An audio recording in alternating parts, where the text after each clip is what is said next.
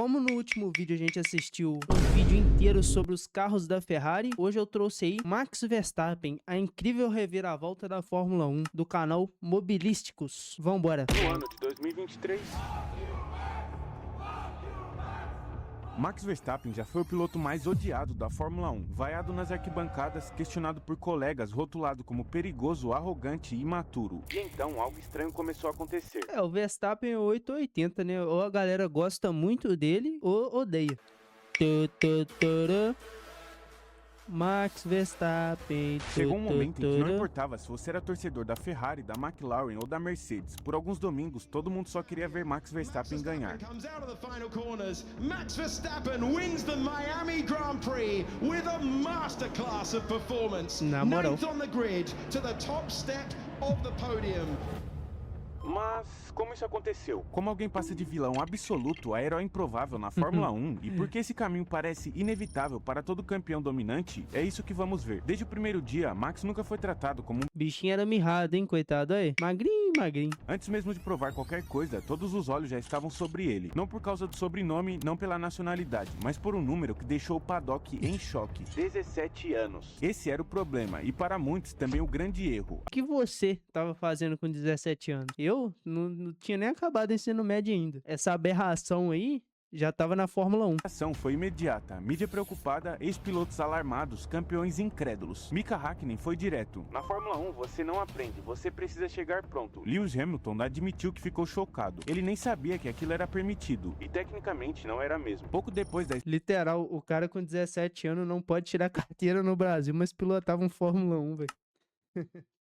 Max, a FIA mudou as regras, criou limites de idade, criou exigências de pontos na superlicença. Resultado, Max Verstappen se tornou oficialmente o piloto mais jovem da história da Fórmula 1, e ninguém mais poderá superar isso. Com isso, a pergunta passou a ser inevitável. A Fórmula 1 estava vendo o nascimento de um gênio ou colocando um adolescente em um esporte que não perdoa erros? A resposta veio imediato e até rápido demais. Max não pilotava como um novato, ele atacava onde ninguém atacava, ele mergulhava onde não parecia existir espaço, ele não pedia licença. Cada ultrapassagem parecia uma provocação, como se ele estivesse dizendo que aquele lugar sempre foi dele. E não foi só a Red Bull que percebeu isso, a Mercedes também observava em silêncio, pois havia um detalhe contratual decisivo. Se Max não fosse promovido à equipe principal após 2 temporadas na Toro Rosso, ele poderia se tornar agente livre. Foi aí que tudo mudou. No meio da temporada, a Red Bull tomou uma decisão brutal, tirou Daniel Kvyat do carro principal e colocou Max Verstappen. E não satisfeito, além do Kvyat perder o assento na Red Bull, perdeu a mulher pro Verstappen também. Uma decisão fria, sem aviso e sem diplomacia. Max literalmente roubou sua vaga, sua mulher e sua filha. Porém, no meio disso tudo tinha uma grande controvérsia, porque Kvyat vinha de bons resultados. Tinha um pódio recente e um ano antes havia superado Daniel Ricciardo ao longo da temporada. Com isso, a reação foi instantânea. Pilotos criticaram publicamente, fãs ficaram furiosos, rumores e teorias começaram a circular. E mesmo quando Max venceu sua primeira corrida pela Red Bull no GP da Espanha de 2016 de forma lendária, segurando o campeão mundial Kimi Bêbado em uma Ferrari por mais de 15 voltas, o clima não mudou. Ele não foi celebrado, foi observado com desconfiança e logo ganhou um apelido que passaria a defini-lo, Mad Max. Uma clara referência à franquia de filmes onde o protagonista é extremamente agressivo, imprevisível e sobrevive no caos. E o apelido não veio à toa. Max pilotava sempre no limite e às vezes além dele.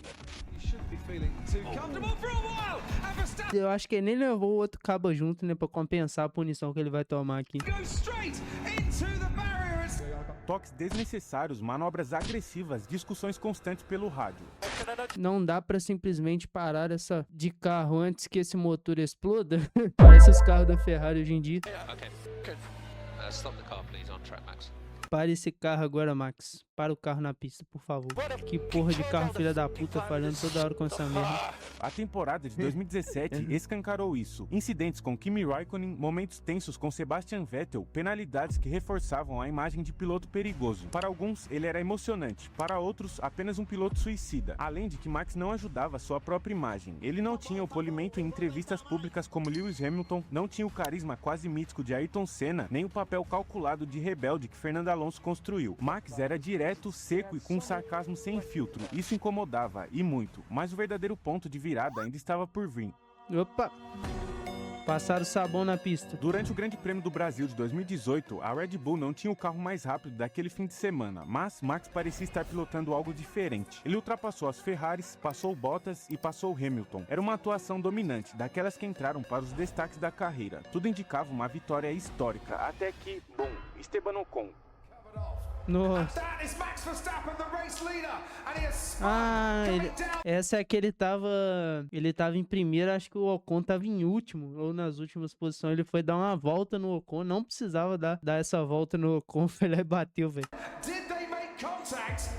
O toque tirou Max da liderança, a vitória escapou e o que veio depois marcou sua imagem por anos. Max perdeu a cabeça, discussões fora do carro, reações cruas, nenhuma tentativa de amenizar a situação. Para muitos, aquilo confirmou tudo o que já pensavam: rápido demais, imaturo demais, perigoso demais. Mas, ironicamente, aquele dia também mostrou algo que poucos perceberam na época: o quanto Max odiava perder, o quanto aquilo realmente importava para ele. Mas calma, o problema real ainda não tinha aparecido. Ele apareceu em 2021, quando pela primeira vez a Red Bull entregou a Max um carro capaz de lutar de igual para igual com a Mercedes. E também pela primeira vez em 8 anos, o título era uma possibilidade real. E Max sabia. E ele também sabia que se fosse vencer o 7 vezes campeão mundial, não daria para vencer sendo educado. Cada espaço seria disputado.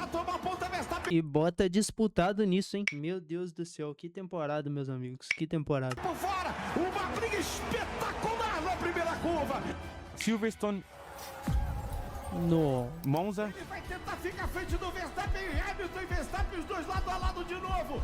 Não tem espaço. Ah, eu ia falar disso agora. Tem essa corrida aí, velho, que se o Verstappen fica certinho em cima do Hamilton com o carro assim. Se o ralo não existisse, o Hamilton tinha ido de arrasta, tá? Um acidente.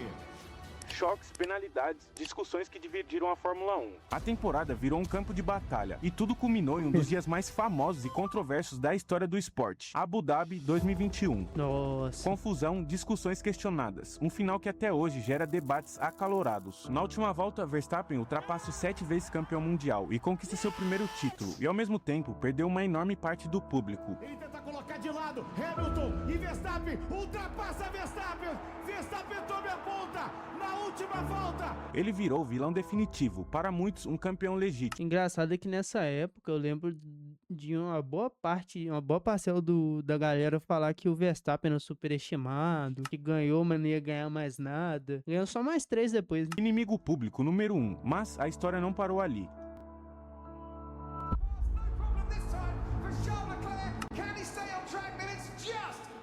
Em 2022 surgiu um novo rival, Charles Leclerc, isso, cara. queridinho dos fãs, carismático, rápido, destemido, enfrentou o atual campeão de igual para igual. Ele parecia o piloto perfeito para representar tudo que o público queria ver novamente na Fórmula 1. Talento puro, emoção, erros humanos e uma Ferrari competitiva. Durante boa parte do início da temporada, Leclerc O problema é que só durou até a metade da temporada. Depois a Ferrari virou Sauber. liderou o campeonato, venceu corridas importantes, fez poles memoráveis e pela primeira vez em 2021, Max Verstappen parecia realmente ameaçado. Era o roteiro perfeito. Ferrari contra Red Bull, Leclerc contra Verstappen, paixão contra frieza. Mas a Fórmula 1 raramente segue o roteiro que o público quer. A Ferrari começou a errar, estratégias confusas.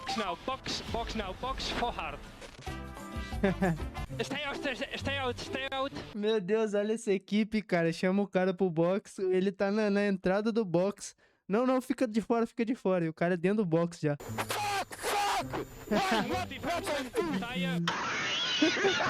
Problemas Olha de isso, confiabilidade. Não, e eu tenho que ouvir que uma galera falar que o Leclerc que erra bastante. Não vou tirar esse defeito dele. O bicho erra bastante. Mas porque ele tem que compensar o carro, velho. O cara tem que extrair 110, 120% do carro. Aí ele se passa em alguma curva, freia às vezes mais tarde, aquece os pneus. Mas é porque essa bomba não acompanha ele. Quando ele tinha um carro minimamente decente, errou algumas vezes, óbvio. Mas para cada erro do Leclerc, a Ferrari erra 5. É impressionante, cara. Decisões que custaram vitórias prontas. E Max não perdoa erros. Mesmo com o início de temporada complicado, ele virou o jogo. Corrida após corrida, resultado após resultado. No fim, não houve discussão. Max Verstappen venceu o campeonato de 2022 com 146 pontos de vantagem. Um número que não representava apenas domínio, mas a diferença entre um piloto consistente somado a uma equipe inteligente e um piloto implacável somado a uma equipe burra. Max Verstappen no capricho, Em 2023 veio algo ainda pior para quem não torcia por ele. Não foi apenas domínio, foi controle absoluto. Desde as primeiras corridas ficou claro, não havia luta pelo título. Foram 10 vitórias seguidas, 19 triunfos em 22 corridas. Um nível de domínio que a Fórmula 1 jamais tinha presenciado. Nem Senna, nem Schumacher, nem Hamilton chegaram ali. Max Verstappen ultrapassou todos e os recordes históricos simplesmente deixaram de existir.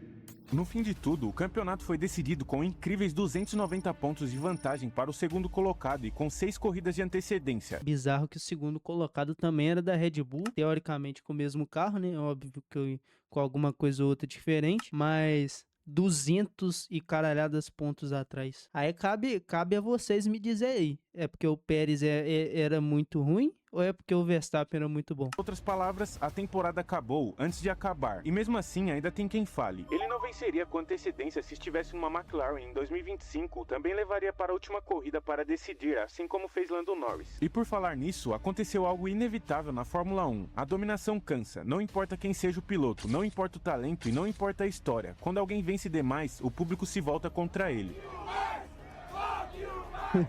Foi assim com Schumacher, foi assim com Vettel, foi assim com Hamilton e agora com Max Verstappen. Mas calma, não estou falando de 2025. 2024 trouxe algo completamente diferente. Pela primeira vez em muito tempo, Max parou de vencer. 10 corridas seguidas sem vitória, resultados imprevisíveis, 6 vencedores diferentes, corridas caóticas.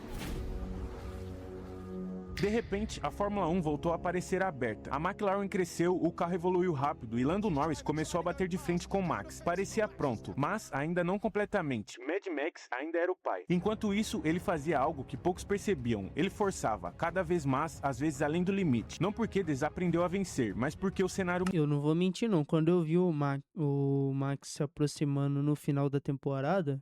ano passado, eu achei que ele ia repetir 2024, tá? E foi por pouco, muito pouco. A mídia britânica entrou em ebulição, as críticas voltaram com força total. Ele só vence com o melhor carro. Sem domínio técnico, ele se perde. O talento não é suficiente. O discurso era velho, mas voltou com tudo. Até que o calendário levou a Fórmula 1 de volta ao Brasil.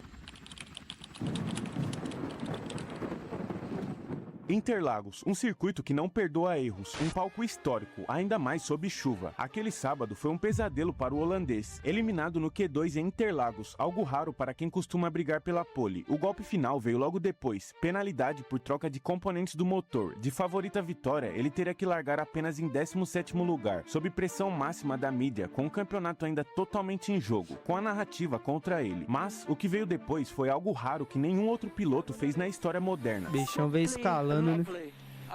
Lá de trás. Ultrapassagem após ultrapassagem debaixo de chuva intensa, leitura perfeita de corrida, escolhas cirúrgicas de pontos de ataque. Não havia agressividade gratuita, não havia desespero, havia apenas controle. Ele não brigava contra o carro, ele não brigava contra os rivais, ele brigava contra o caos e vencia. Nesse dia não importava quem você era, torcedor da Ferrari, da McLaren ou da Mercedes. Naquele domingo todo mundo torceu por Max Verstappen, porque ali não era sobre rivalidade, era sobre pilotagem. E a partir deste momento, algo mudou para sempre. De repente, o jeito seco virou autenticidade para os fãs. O sarcasmo virou honestidade.